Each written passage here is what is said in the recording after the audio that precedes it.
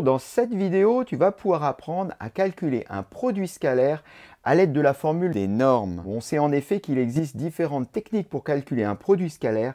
Ici, on va voir une situation où on connaît pas mal de longueurs et c'est là qu'il faut penser à utiliser la formule des normes. Alors, on peut la rappeler, en général, elle se situe dans le contexte d'un triangle et donc cette formule nous dit que si tu as 3 points ABC, donc du coup un triangle ABC, le produit scalaire AB scalaire AC est égal à 1 demi de, en facteur, donc AB carré plus AC carré moins BC carré.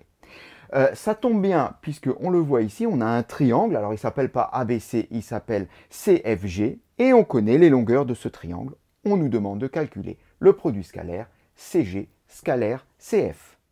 Alors comme dit, donc là on n'a pas les mêmes noms de sommets, donc il va falloir juste comprendre comment est construite cette formule, mais c'est assez simple. Tu verras dans la suite d'ailleurs qu'une conséquence de cette formule, c'est le théorème de Pythagore. Là derrière se cache le théorème de Pythagore.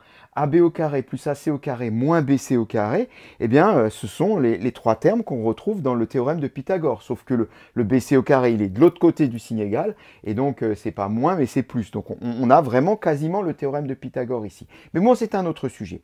En tous les cas, quand je fais AB scalaire AC, j'ai déjà un facteur 1,5, donc forcément il y aura à chaque fois ce facteur 1,5 qui va intervenir. J'ouvre donc un couple de parenthèses, et on voit que les deux premiers termes, donc les deux premières longueurs au carré, ce sont les deux qui travaillent ici dans le produit scalaire. Ce qui fait que sans réfléchir, ici je commence par écrire CG carré plus CF carré. Et il faut se souvenir donc qu'il y a un petit moins derrière, hein, donc on peut se rappeler de Pythagore. Et ce petit moins derrière, ça sera donc, on va soustraire le dernier côté du triangle, donc celui qui n'a pas travaillé dans le produit scalaire. Donc CG, CF, il me manque qui? Il me manque GF, donc moins GF carré. Voilà. Bon, à partir de là, le plus dur est fait, hein, il suffit juste de remplacer. 1,5, facteur de CG, CG fait 6, donc 6 au carré, plus CF, CF fait 7, donc 7 au carré, moins GF, GF fait 3, soit 3 au carré. On calcule tout ça, soit 1,5 de 36 plus 49 moins 9. On calcule tout ça, 36 plus 49 moins 9, ça donne 76. Donc 1,5 de 76. Et quand je divise 76 par 2, je trouve 38.